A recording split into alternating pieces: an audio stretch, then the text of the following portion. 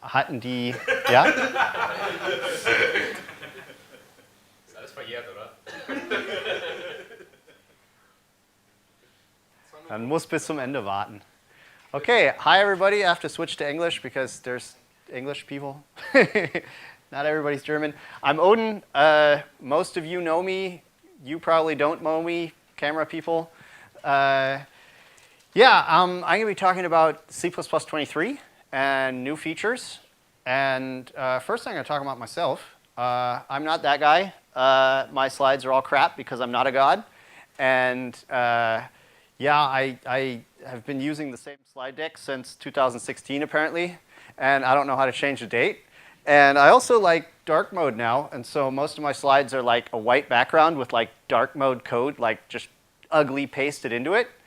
And that's like the niveau of this, but I hope like technically it's somewhat correct. I work at the IE group. That's like all of these companies. I don't work at all of them. I don't have that many hours in the day, but. Do you work at any of them? Well, it depends on how you define work. The question was if I work at any of them. Let's say I mostly have fun. I guess that might be a way to express that. Yeah, we do a lot of stuff with microcontrollers. So this talk is going to be somewhat biased towards stuff you can use on microcontrollers because I don't know how to do a lot of the other stuff because I don't do it for my day job. And we do all the way basically from the physical measurement through communication to presenting information on in UIs to people. So there's algorithms in there, there's network communication in there, there's microcontrollers in there. That's the fun part. And there's TypeScript in there, sadly, but that's another user group. So we're going to look at what's new in C++ 23. This is probably small enough that you can't read it, and that's okay because there's like 60 more of these slides before we get through all the stuff that's new in C++ 23. I'm actually joking. We're not going to go through all every single feature that made it in. There are some funny ones though, like removing garbage collection support. Who knew that there was garbage collection support in C++? 4 people. Yeah, I'm not sure it ever worked. At least we removed it now. Yay, it's gone. And if you want the full list, this is the right place to get it. Like, there's a bunch of lists on the internet, but I forget what the name of the CPP reference guy is, but he is a member of the standards committee. So, like, you'll see CPP reference being updated during standards committee meetings, and then people reading CPP reference to see what happened in the other working group. So it's very up to date, we'll put it that way. And it's correct, which is not true for most of the other ones. Another thing that I find funny is there was apparently a bug in printing volatile. So here we have a pointer to int, and we're printing it. And what's it going to print? Dead beef. And we have a volatile pointer to int, or a pointer to volatile int, sorry. And we're printing it, and what's it going to be? Nobody knows. I think it's going to be true. Because there isn't an overload for volatile, and so the implicit conversion to bool kicks in, right? And so this has been a bug for like 25 years, probably more than that, because like the OStream thing was before C++ 98 had already existed. And you can see how few people use both volatile and IO streams, right? Because either you're doing something close to the metal, and so you need volatile, and then IO streams are just a monstrosity, or you're writing hello world, and then you probably shouldn't touch volatile. So yeah, we just noticed 25 years later that there's been a bug. I guess some people noticed before, but we finally fixed it.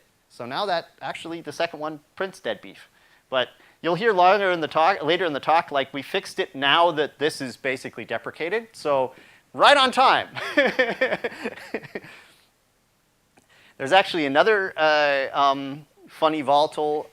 So we de-deprecated volatile bitwise compound assignment operators because we accidentally deprecated them because there was no embedded people in the room. thank God, a friend of Embo, Paul Bendixson, wrote a paper to de-deprecate them.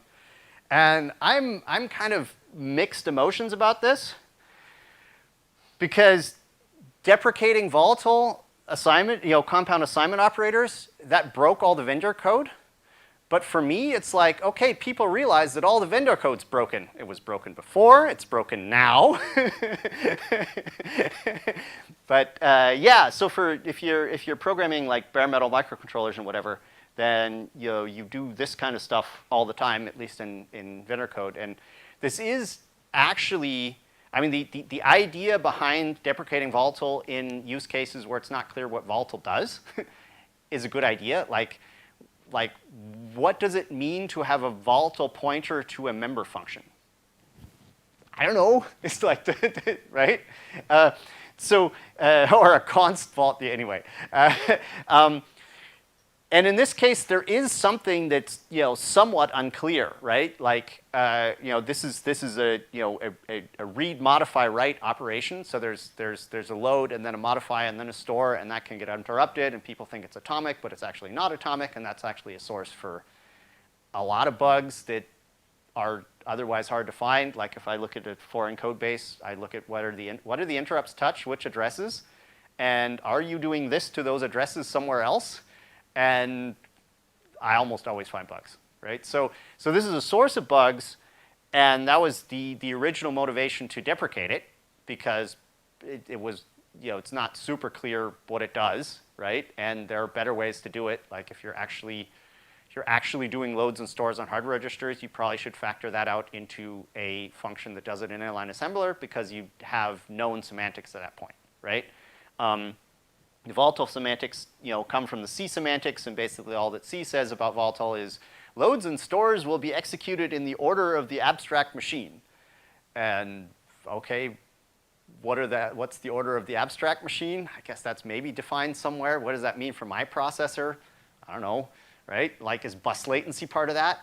Probably not, right? So yeah, volatile is something that's not necessarily perfectly specified to begin with, and in my opinion, it should have been a property of an address and not a property of an object, right? Or a property of an operation on an address, right? I mean, okay, you can't really make it a property of an address because the abstract machine doesn't know what addresses are, it only knows what objects are, right? And so that would be hard to define within the semantics of the language, but I mean, I would like to have like a volatile load and a volatile store, and you'd have to do those explicitly, and then everything else would be, within registers and normal semantics, except for the magic load and store functions. But yeah, I mean, that'd be more verbose, and then you'd have to wrap it, and it grew over time, so we can't really change the past, right? So yeah, I mean, thank you to Paul Bendixson for putting that back in the language so it doesn't break all of our code. Even though I do contest that most vendor libraries are still broken. And you can tell how involved the microcontroller vendors are in standard committee work, because they broke all their code and they didn't notice. And it was on Paul, the poor user. Yeah, anyway. So thank you, Paul Bendixson, for fixing that. And we can finally write hello world in a sane way. So that's that. I mean, that's the non-microcontroller part, right? So who knows? I mean, the first line here is syntax highlighting doesn't work yet, so that's maybe a tell that it's not completely working yet on all compilers. Who's heard of modules in C++? Okay, most people. Modules are there's a constrained set of things that you can do in modules, which mostly has to do with the preprocessor, which allows C++ to compile code to some intermediate representation, which is easier to work with for the compiler, right? I mean, at least that's how I think about modules, right? So if you have to run the preprocessor and then tokenize everything and then lex it and parse it, that takes a long time. That's why you have long compile times if you have a whole bunch of headers, right?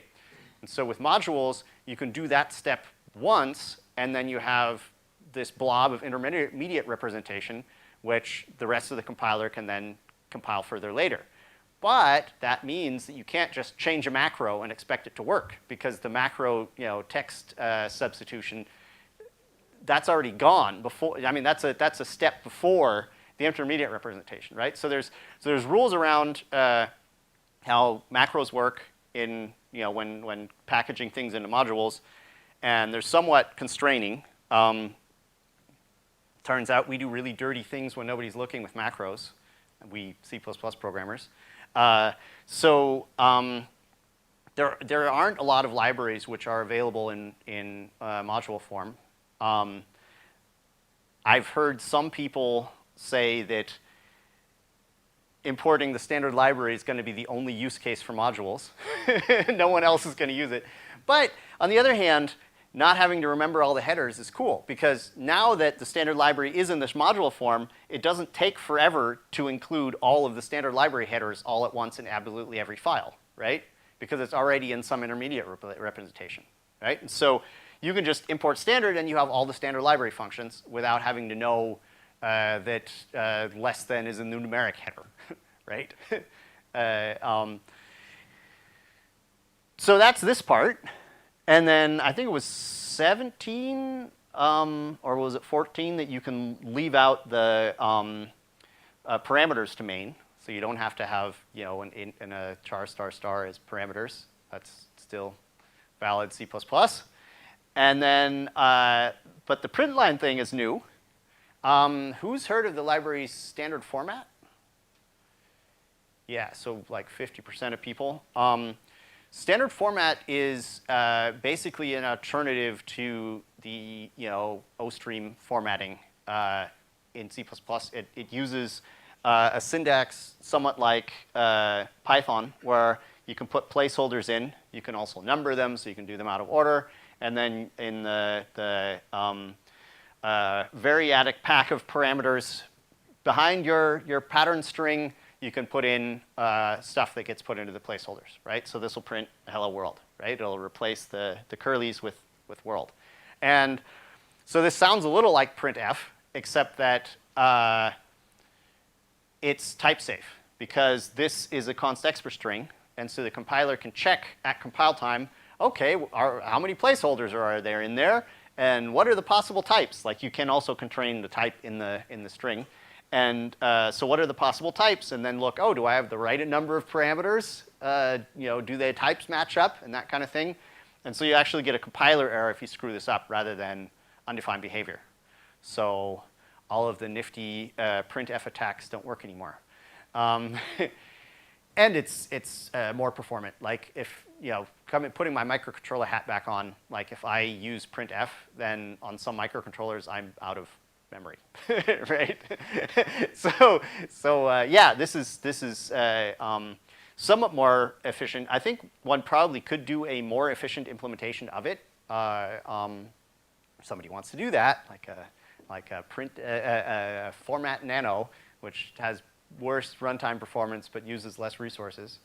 But yeah, so for the sort of normal C++ user, this is probably the biggest improvement to the language. It actually came in 20, but in 20 you had to like standard C out and then call FMT, and then your formatted text would go through another formatter to be output, and then you can fight over /n or endl as your new line thing. And so C++ 23 has print and print line, and I don't know which. I don't know if this flushes the buffer. I don't know if this is an endl or a /n. So I guess they just decided which one the right one is, and that's the one we're using now. But yeah, so formatting text. There's also a Unicode working group, which has made a lot of progress. I don't understand a lot of Unicode stuff. Like, a Unicode library won't fit on any of the microcontrollers I use. So, and yeah, I mean, I didn't realize that text was as hard as it is before I, tried to look at what they were doing and realized, like, okay, I have to invest a month of my life to understand all this crap. And I mean, generally as a knee-jerk reaction, I blame the French. Like, I don't know, like they have like letters that have a hat and letters that have like a mohawk this way and a mohawk that way, and damn fashion industry making letters with weird stuff in it. Anyway, so yeah, there was a bunch of improvements to Unicode, which I understand nothing about, so go to another talk for those. But one thing that they did improve a lot of is writing library code, which obviously is for people like this. And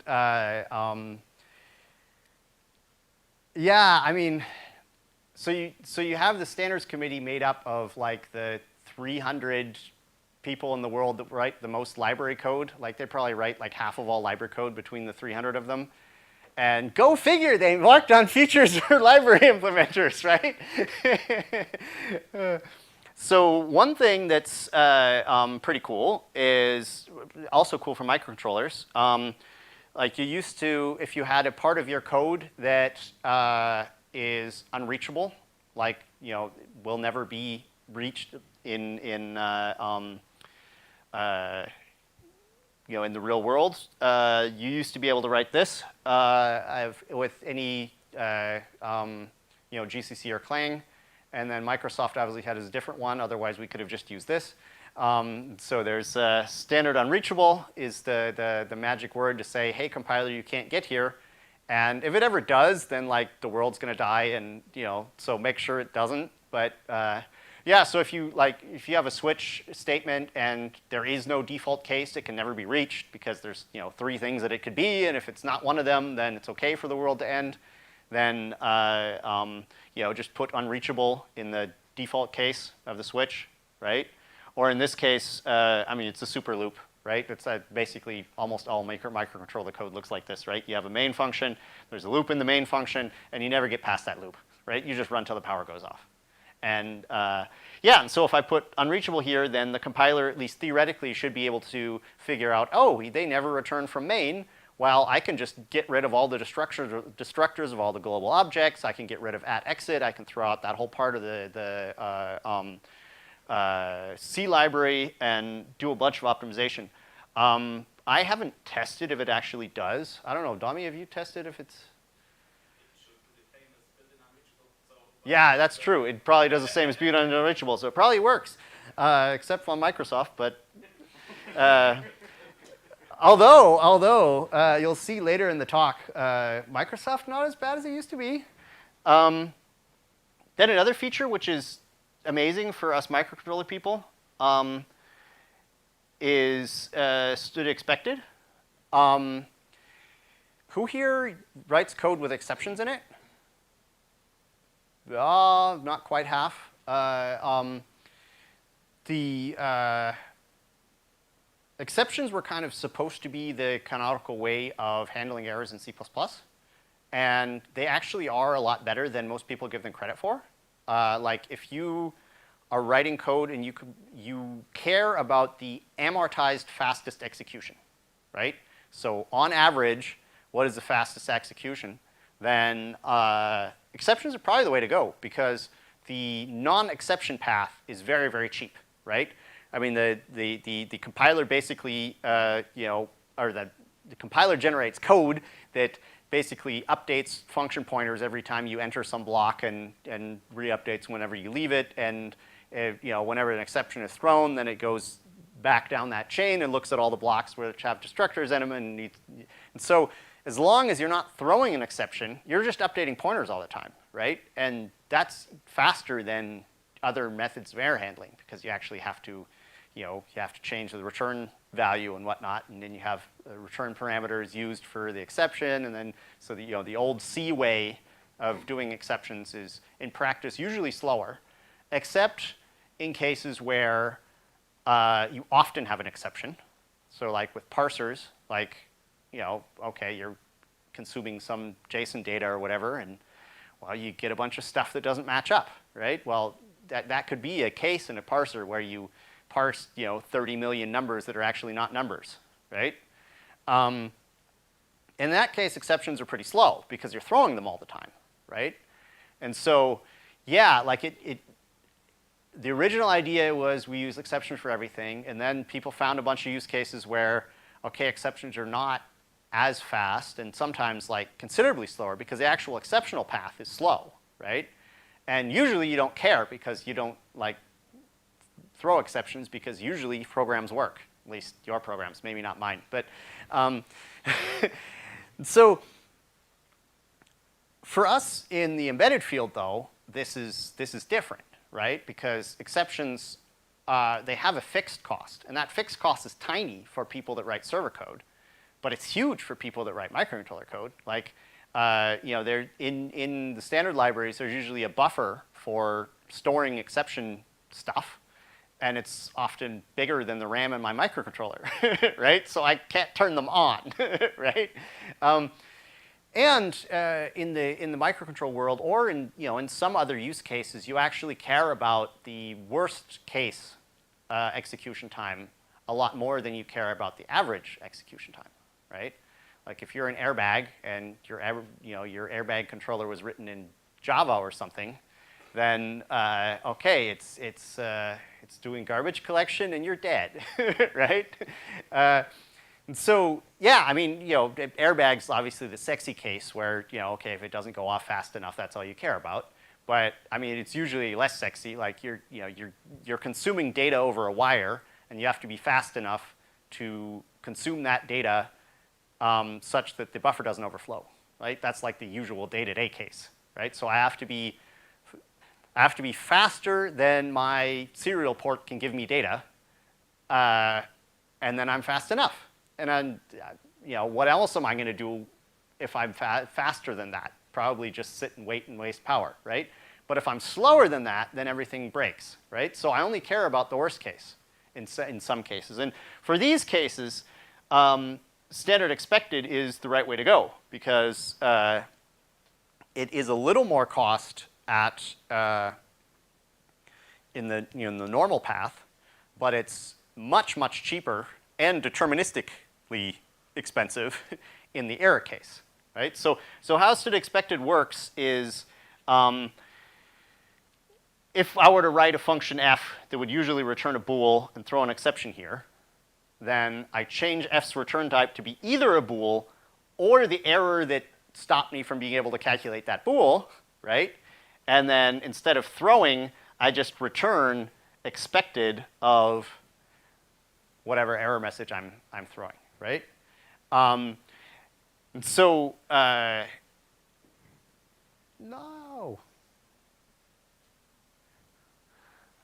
I guess the clicker doesn't reset the sleep timer. Anyway, sorry about that.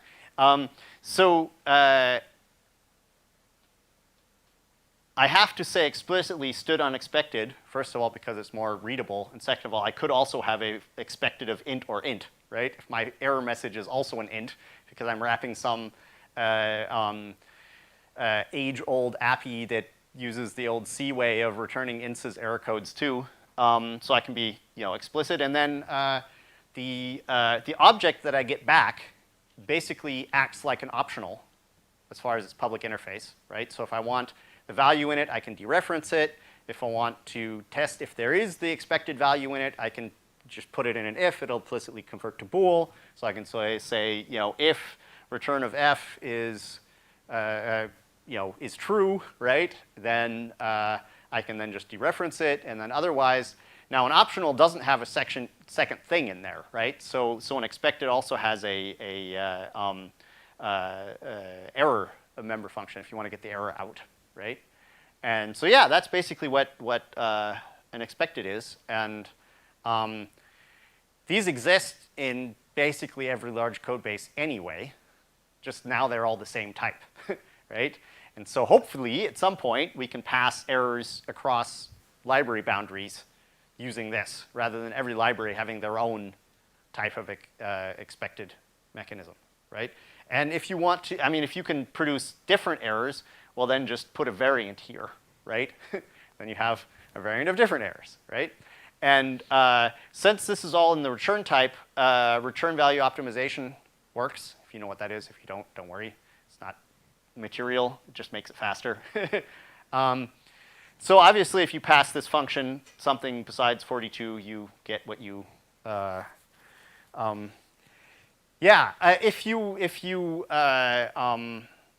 believe if you just flat out dereference an expected without actually checking if it's an error or not, you throw an exception at that point. At least, well, I mean, it is the right thing to do, right? I mean, you don't want to just swallow it. Then another thing that is pretty cool with the expected is because it has the interface of an optional, you can also use the monadic, dot and then.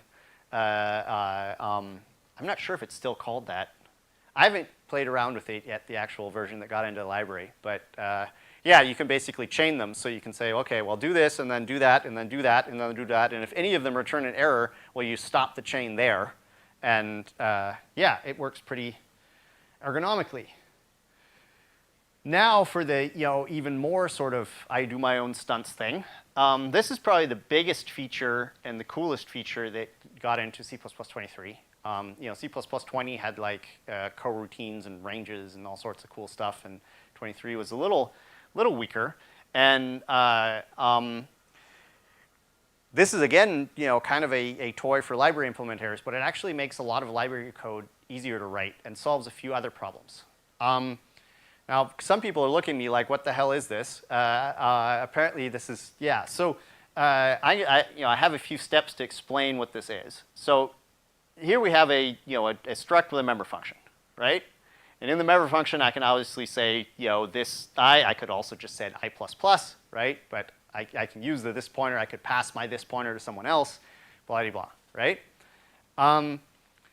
What the deducing this is, basically, I can add this keyword and a parameter, and then that parameter is the this pointer, right? And some other languages do this. Like I think Python does this. Tabea is looking at me.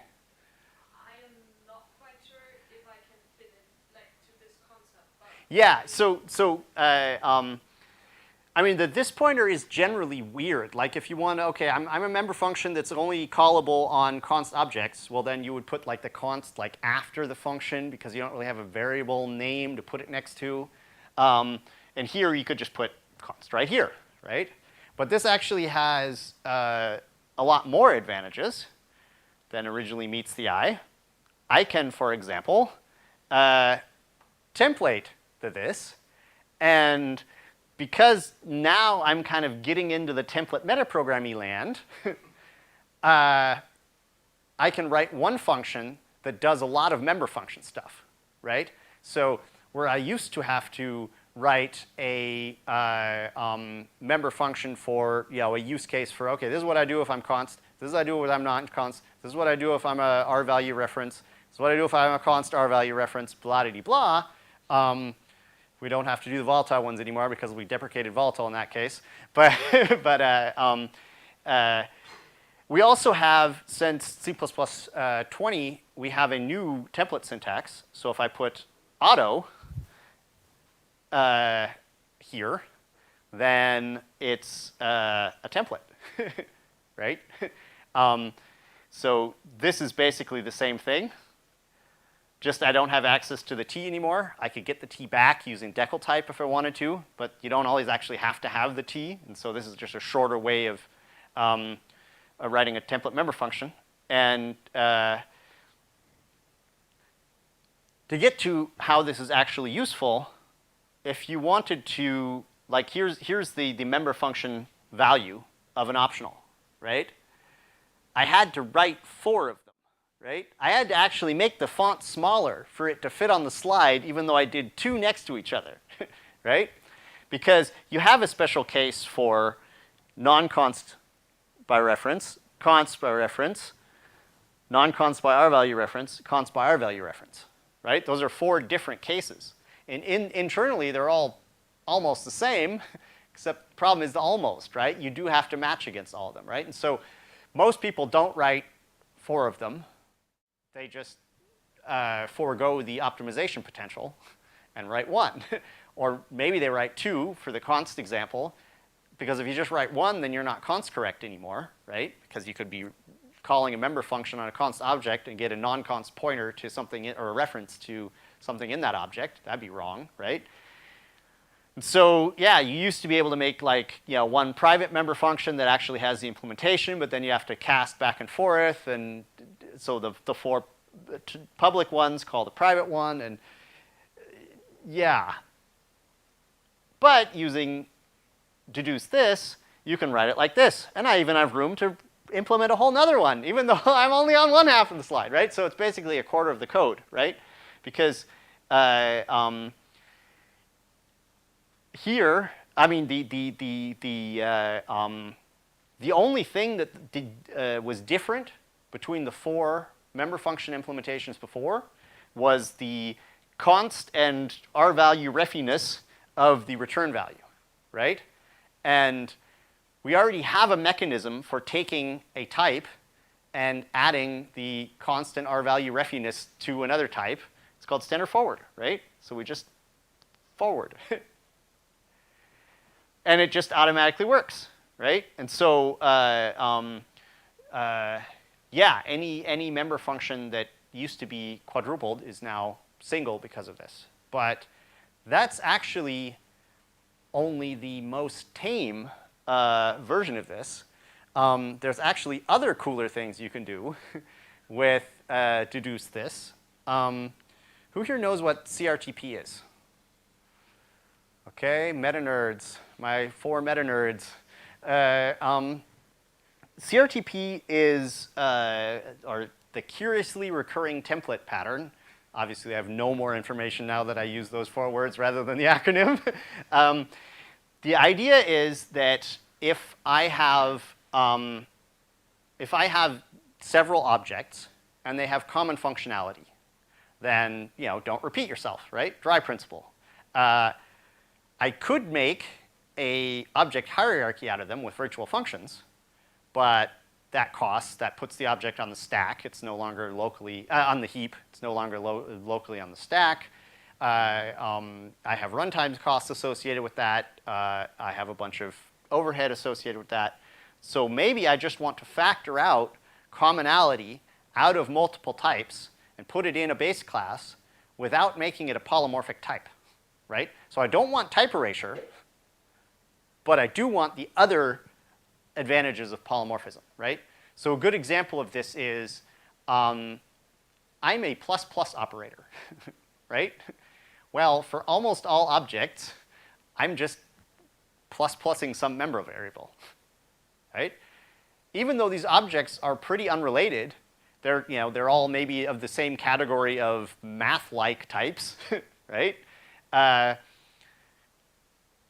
don't want to write that code a million times. I just want to write it once. Maybe I'm some safe numerics library or something, right? Well, maybe I'm going to check if there's an overflow, and that's the whole specialness of my. I want to put that in a base class, and I want whenever somebody writes plus plus, that base class knows what to do, but it needs to know like where the member variable is, right? So that base class needs to know what derived class is it a base class, right?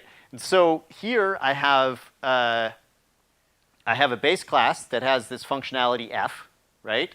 And I have a derived class which derives from the base class and passes in its temporal parameter, right? So it says, hey, I'm one of these, right? So the base class knows what type it is a base class of.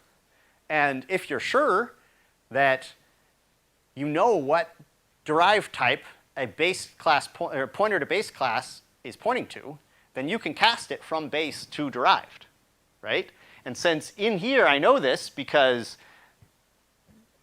I told all my users to use it that way. Doesn't sound very safe, does it? But because this is the data, I mean, you can get around this. You can make like the constructor of the base class private and the derived class a friend, and then you have to put the derived class in here, otherwise it's a compiler error.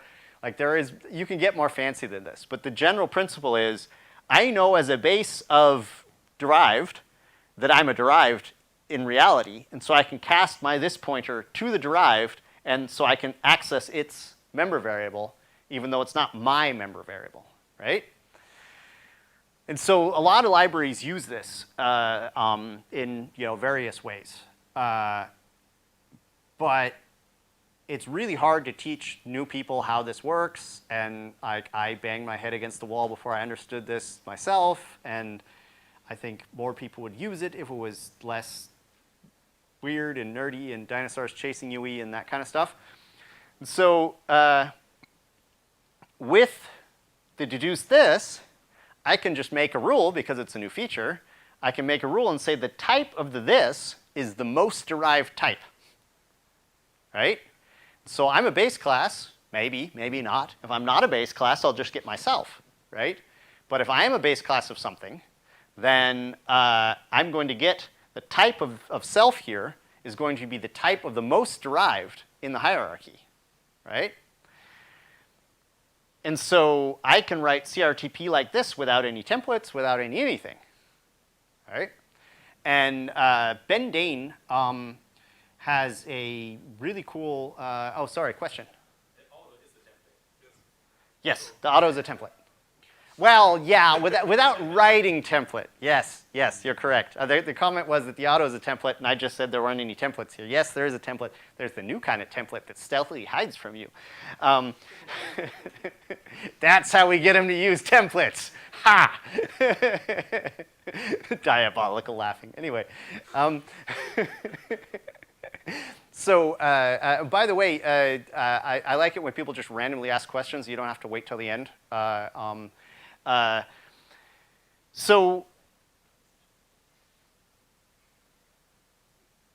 this is easier, and it's Ben Dane did a whole talk on this, and before that, at C++ Now, Gasper Asman, who was one of the authors, I guess Ben is also one of the authors, also did a really cool talk about this. So there's like way more material for different use cases. There's more than I'm going to cover here. But the general takeaway is that it actually makes it easier to write generic code and C++ libraries in C++23, right?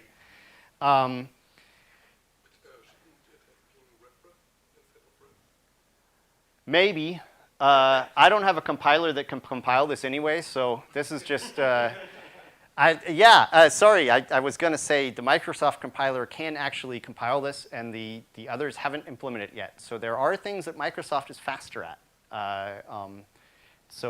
Yeah, hats off to them. Now, if they fix all the other stuff, we can start using their compiler.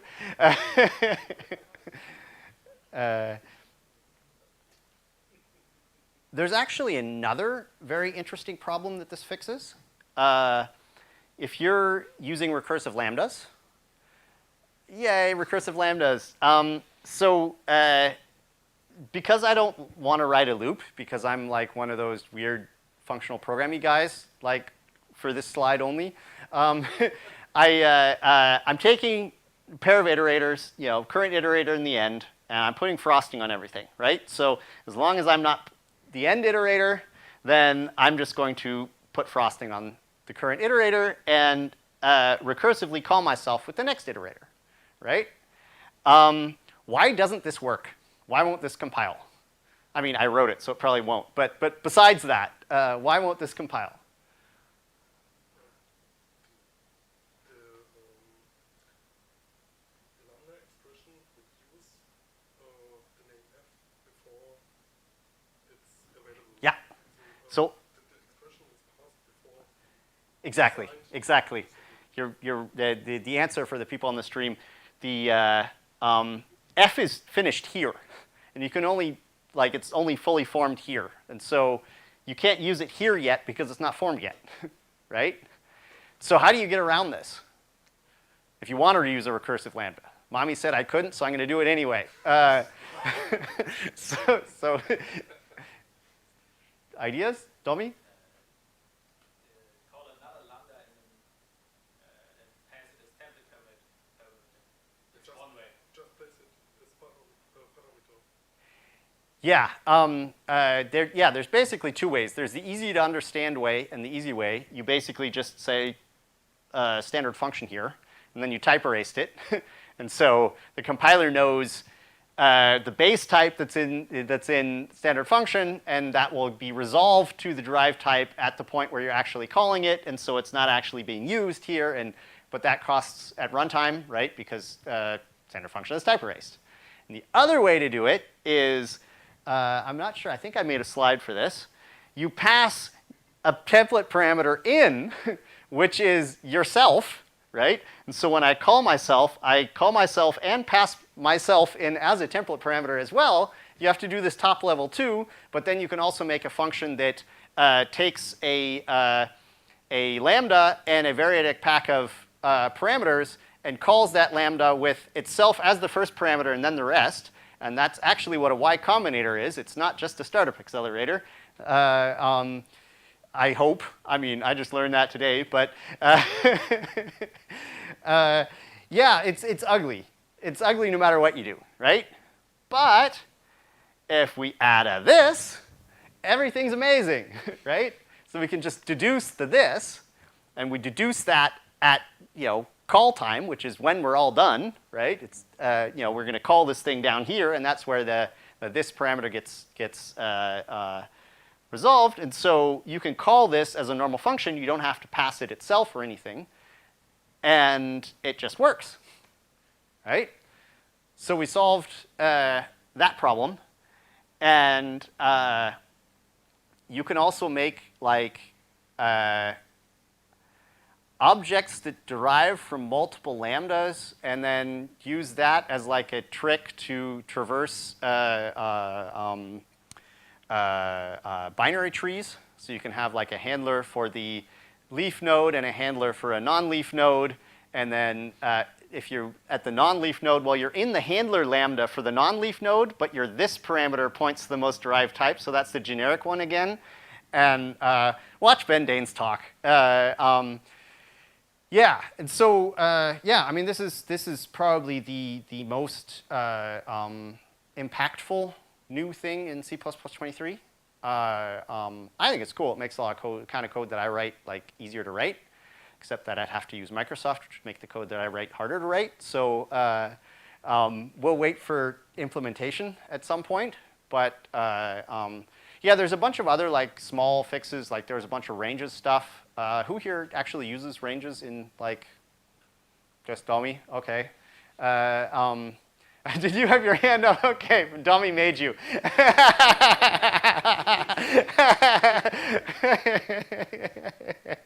Yeah. Ranges are really cool, but you also have to relearn a whole bunch of stuff that you either already knew or you don't use standard algorithms yet anyway, which you probably should, but that's my opinion, first of all, and also down the road then. So yeah, I think at some point, like in 20 years, we'll all be using ranges and nobody will use the normal standard algorithms anymore. But yeah, we got a lot more stuff in standard ranges. We also got, who knows why maps and sets are slow? Yeah, I guess there's a lot of reasons, but sort of the general memory layout reason. Yeah, maps and sets in standard map and standard set are a linked list of nodes, right? That's their implementation. And that used to be less of a performance hit than it is now, because if you're traversing nodes, then you're going to confuse all the branch prediction. You're pulling stuff from random addresses from RAM, and so the prefetcher is going to get confused, and you're going to wait for RAM to come from RAM to your cache, and that. So if you were to just iterate through a non-sorted set, it just takes forever, right? So in C++ 23, they introduced flat map and flat set, which, as the name suggests, is one big flat container, and all the stuff goes in that big container, and then they do some like moving stuff around whenever you insert things into it. And so it's just much faster. I guess it is slower when you're adding nodes, but it's faster when you're indexing nodes. So I guess there maybe are use cases where you still want normal map and normal set, but I think in most cases you're going to want flat map and flat set anyway. And they're also better for microcontrollers because the heap sucks on microcontrollers. Yeah, yeah. It's also, well, I mean, I guess like if you're very small, then you probably want a flat set because you don't have to move much every time you insert. And if you're very large, you probably still want a flat set. Like you know,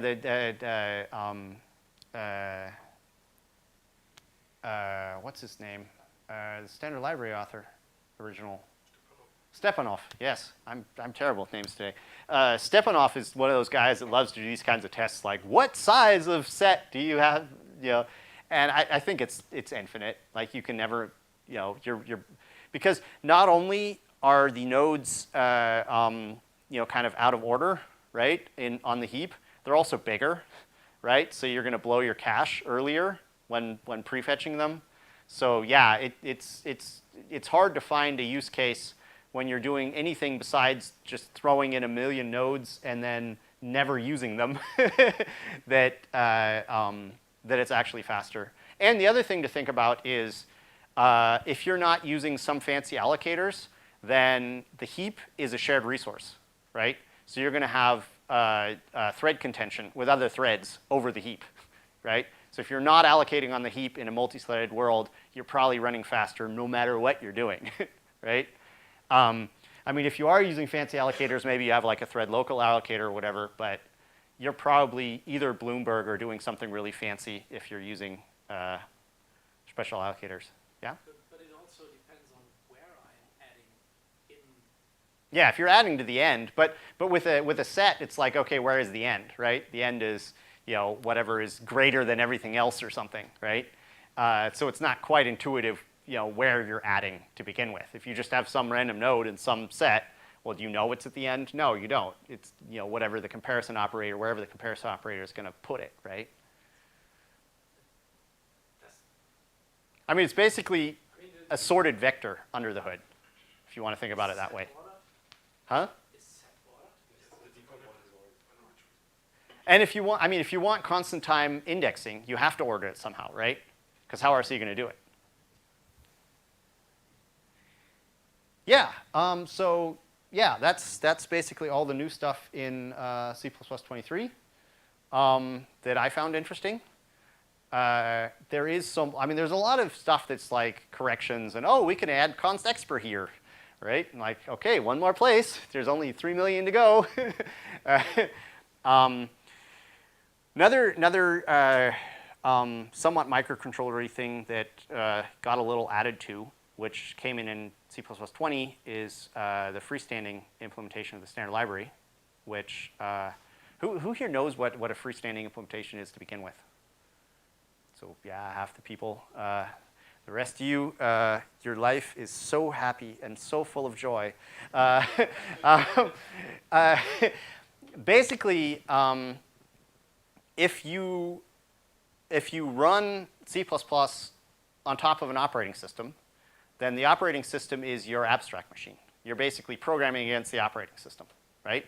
And the C library is the glue code that attaches you to the operating system, right? So if you say, give me memory, then you say to the C library, give me memory, and it says to the operating system, give me memory, and then just memory appears. And, you know, God said there will be memory, and lo, it was so, right? And you don't have to worry about that kind of thing, right? Or, you know, who calls main? I don't know, somebody. That's all I need to know, right? What happens before main? Well, okay, global constructors. Well, who calls them? I don't know, right? I mean, it's kind of, you know, pre-Nietzsche religion, right? So, but what about when there's not an operating system? Well, who calls main then? And who constructs objects and whatnot? And like if you run stuff on a microcontroller, you actually have to construct all the objects, the global one. Like, I mean, okay, the compiler gives you a function, but you actually have to call it, right? And you call main. And but more to the point, that means that you're missing potentially a lot of stuff that the operating system is providing you. Like, what's the locale? What country am I in? Right? Like, there, you know. One thing that we forgot while talking about what could be in freestanding is A to I. A to I function is locale dependent. Why? Why is A to A locale dependent? Because I mean, you know, it's like if it was a float, okay, yeah, the comma is different, or the dot, or whatever, you know, okay, that could be a thing, right? But A to I is specified to swallow leading white space, and what is considered white space is locale dependent. So different countries consider different things white space. Apparently, I don't know, I haven't actually found the concrete use case why that matters, but apparently it's a thing. I blame the French. Probably wasn't them, but who cares? Anyway, yeah, so I mean, you don't have a locale on a microcontroller. And if you do have a locale on a microcontroller, you probably pull in like half the world because, okay, well, there's one locale, so it needs a lock around it because threads could be changing locales while another thread is calling something locale dependent. So you've just pulled in a bunch of threads. And what are threads on a microcontroller? Like, I don't have all the stuff underneath, right? And so, yeah, freestanding is basically a subset of, it's actually a subset of C. It's a subset of all the C functions which you can call if you don't have an operating system, if you're not a hosted. I mean, basically the functions are divided into freestanding and hosted, right? And so hosted, okay, you can expect to have a heap. You can expect to be on a thread and have other threads exist. You can expect to have some kind of locking and that to actually work, right? And then if you're programming kernel, then you have something called signal semantics, which is basically I'm an interrupt, and so you can't lock, right? Because you know, if you preempt another process, then what does it mean to wait for the other process? You're on their stack, right? So you can't, right? And so that's where signal semantics come from. And on microcontrollers, we have interrupt service routines, which are kind of the same thing. At least they have very similar semantics. So you actually have, you know, 3 different categories in libc. You have signal safe, you have freestanding, and then you have hosted.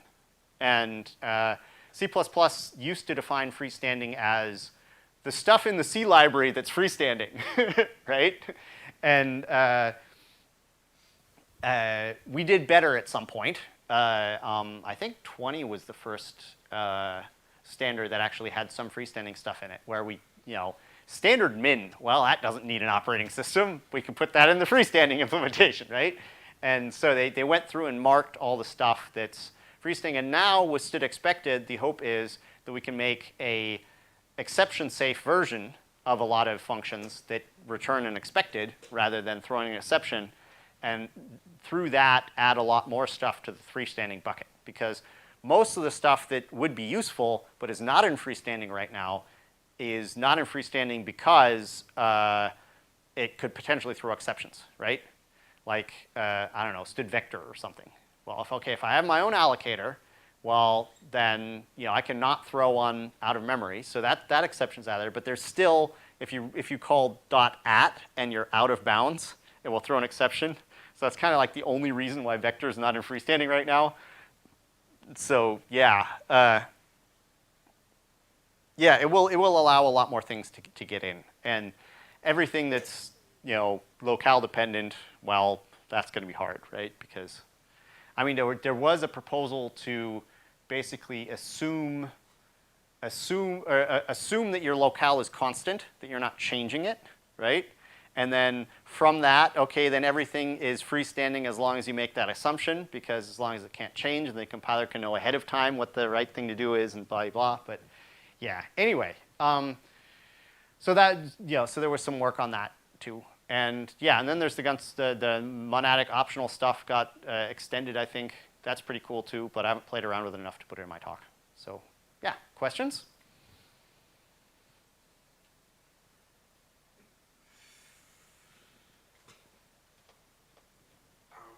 Yeah? I am struggling a lot when I want to do some computation with compiler. Yeah. I have like a const extra function, and I want to evaluate the argument, and then it says, bam, you can't, your argument is not a constant expression. Yeah. And I say, well, now we have like a constant eval, it should Yeah. work now, but it still doesn't work. I think that's an implementation detail, though, right? Or is that actually they screwed up the standard again? I completely don't understand it. It's like when this function only can be called at compile time, Yeah. then the argument should be also constant. Oh, okay. But it isn't. Do you know something about that? Yes. So the question is about const expr functions and why the parameters to const expr functions can't. Yeah, const eval functions. Const eval. Well, the const expr functions, you can't expect the parameters to be const because you can call the same function at runtime with runtime stuff, so you don't have to write two versions, right? But then there's const eval, which we all call const evil, and that is basically guaranteed to be, compile time, right? I think that must be an implementation detail if that's not working, though. Although I'm not actually an expert on that. I haven't really played around with that much yet. Be an issue with calling const expr functions from constant either or something like it?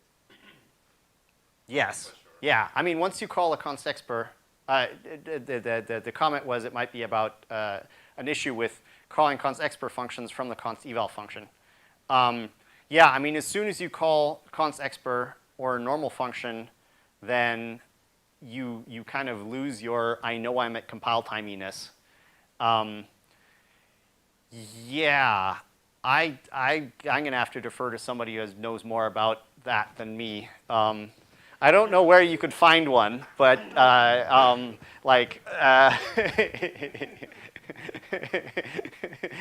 by the way, people on the stream, he's sitting behind the camera. That wasn't meant to be you. It could be, though. It could be you.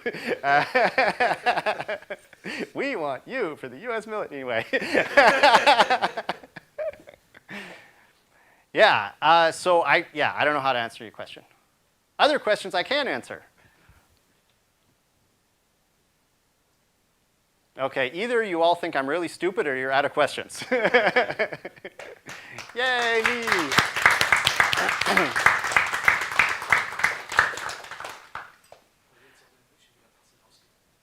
Oh, okay. Thanks everybody for coming.